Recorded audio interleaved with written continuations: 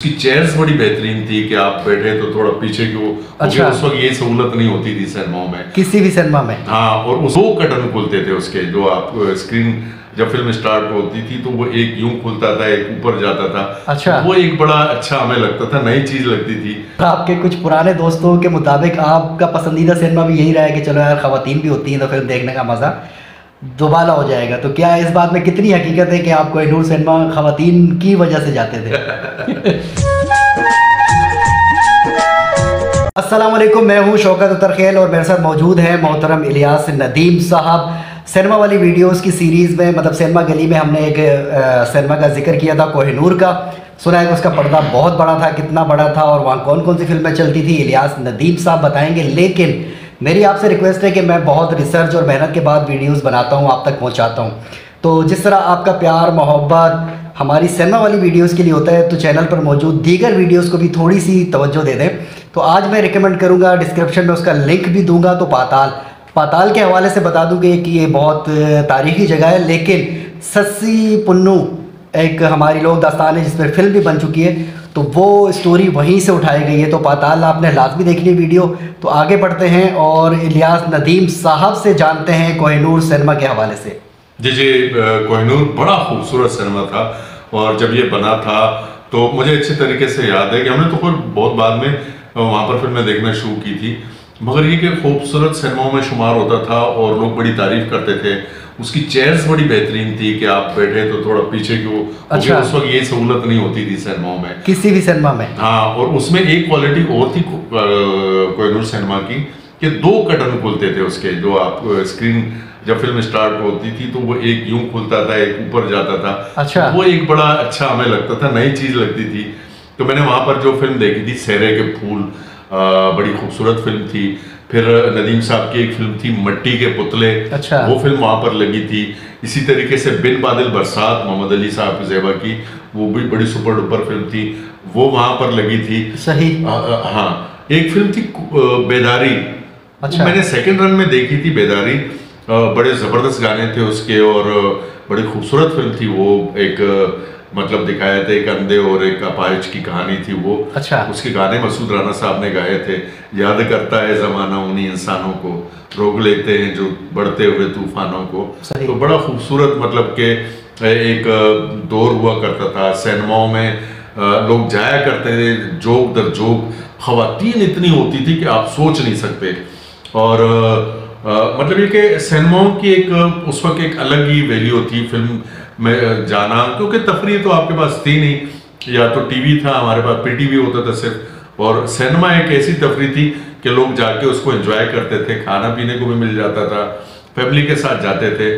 तो अच्छा दौर था, अच्छा माहौल था सिनेमाओं का भी, साफ सुथरा। कोहिनूर तो बड़ा खूबसूरत साफ सुथरा सिनेमा था जी। अच्छा इलियास साहब, मैंने पढ़ रहा था या किसी शायद वीडियो में देख रहा था कि कोहिनूर का जो पर्दा है ये भी बड़ा यूनिक किस्म का था, काफ़ी वसी पर्दा था ये आम सिनेमाओं के मुकाबले में। जी बिल्कुल, साउंड सिस्टम उसका बड़ा बेहतरीन था। वहाँ पर मैंने एक फिल्म देखी थी प्यार ही प्यार। अच्छा। जिसे फिल्म स्टार आसिया ने प्रोड्यूस किया था, वही मुराद उसमें उसके डायरेक्टर थे। सही। वही मुराद उसमें हीरो थे, डायरेक्टर नहीं, सॉरी।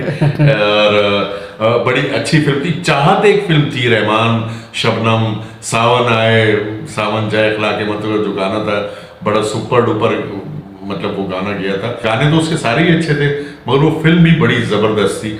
हाँ थी, अलबत्ता वो चरबा इंडिया की कॉपी की थी उन्होंने, रहमान साहब ने। अच्छा। मगर ये था कि गीत संगीत शायद इंडिया की फिल्म थी, उसको उन्होंने कॉपी किया था। सही। मगर उस वक्त अच्छी फिल्म थी रहमान साहब की। वो रहमान साहब ने खुद डायरेक्ट किया था, उसमें एक बड़े खूबसूरत गाने थे।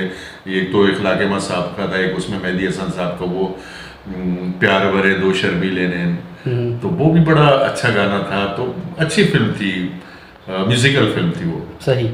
और इसके अलावा कोई मूवीज़ जो आपको याद हो कि आपने कोहिनूर पे देखी जाकर ना? हाँ, कोहिनूर पे काफ़ी फिल्में लगती थी। कोहिनूर पे मैंने बादल और बिजली फिल्म भी देखी थी, नदीम शबनम। और उसमें आपको मैं एक बड़ी अच्छी बात बता दूं, आजकल हमारे जो बड़े मशहूर सिंगर हैं और नो डाउट के बहुत बड़े सिंगर हैं, सज्जाद अली साहब। अच्छा। उनके वालिद थे, साजन के नाम से उनका वो काम किया करते थे। तो एज एक्टर? एज एक्टर, हाँ। अच्छा। साजन नाम था उनका, फिल्म के हवाले से। और ये इस फिल्म का नाम भी पहली दफा मैंने सुना है आपके मुंह से ना, बादल और बिजली। बादल और बिजली। उसमें अभी वली मोहम्मद का एक गाना था, वो जो क्या नाम है, आज जाने की जिद ना करो, वो गाना पिक्चराइज किया था नदीम और शबनम के ऊपर। तो बड़े ही मजे की फिल्म थी। एक उसमें वो गाना था जो कि 50-50 में बड़ा हिट हुआ था। हमारा एक ड्रामा टीवी पे जो चलता था सिटकॉम, वो स्किट्स चलते थे 50-50, इस्माइल तारा, माजे जहांगीर वगैरह थे उसमें ना। तो ओ मेरे सांवरिया बांसुरी बजाए जा, अब वो सांवरिया जिसको दिखाया था ना, तो वो आर्टिस्ट जो है रऊफ आलम थे हमारे, तो वो सांवरिया के नाम से मशहूर हो गए थे। अच्छा। तो लोग उसको सांवरिया के मुखातिब किया करते थे जब भी मिलते थे वो ना। सही। ओ मेरे सांवरिया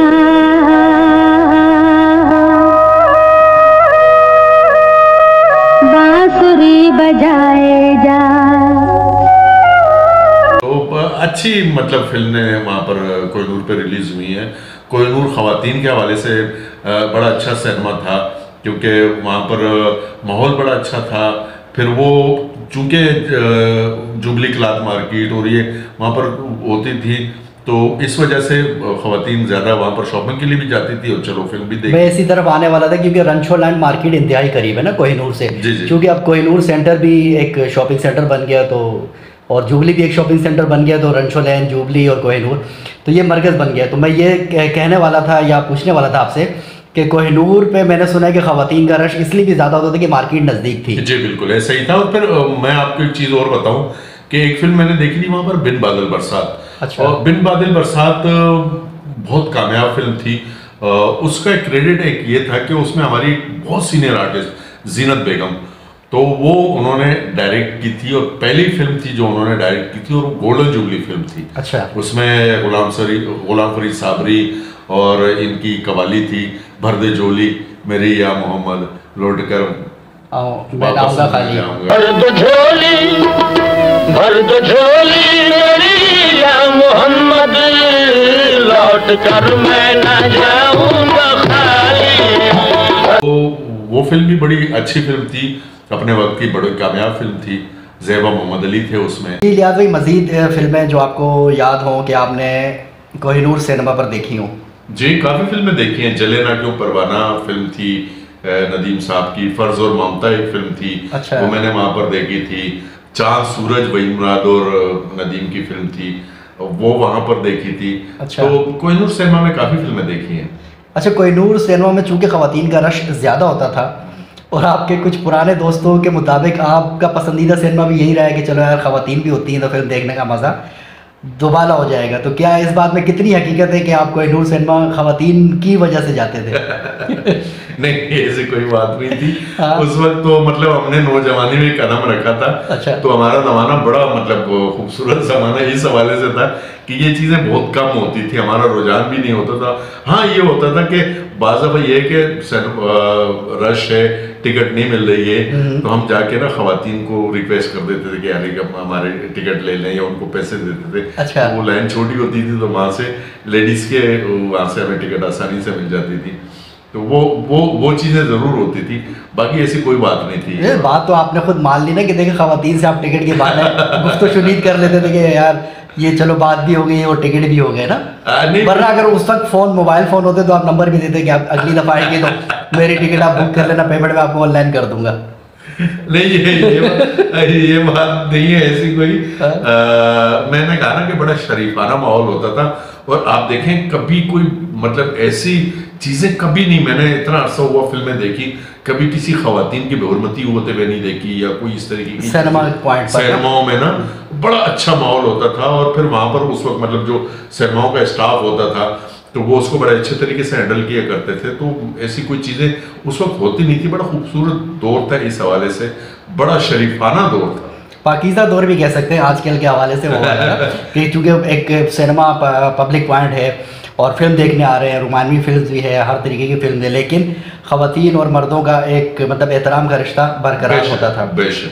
जुबली सिनेमा के सामने वाली सड़क मार्शल स्ट्रीट पर एक खूबसूरत सिनेमा घर का इफ्तिताह 23 मार्च 1966 को हुआ।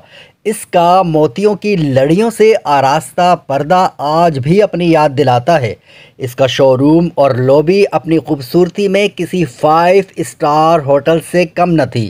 ख़ास तौर पर गोल जीना और इसके साथ फवारा और जीने पर ऐसे आईने तराशे गए थे जिसमें बैक वक्त कई अक्स देखे जा सकते थे। 1966 में तामीर होने वाला ये सिनेमा 1986 तक कायम रहा, यानी 20 साल की जवां उम्री में शॉपिंग प्लाजा में बदल दिए जाने के सबब माजी की हसीन याद बनकर रह गया।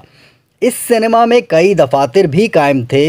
एक मशहूर फिल्मी अखबार का दफ्तर भी यहीं हुआ करता था।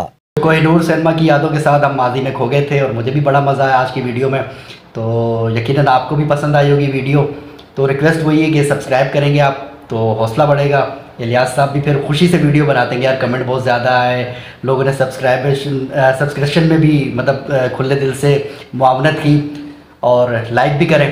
तो मिलते हैं बहुत जल्द फिर किसी नई जगह पर, फिर किसी नए मकाम पर, फिर किसी नई मालूमात के साथ। तब तक के लिए मुझे और इलियास नदीम साहब को दीजिए इजाज़त। अल्लाह हाफिज़।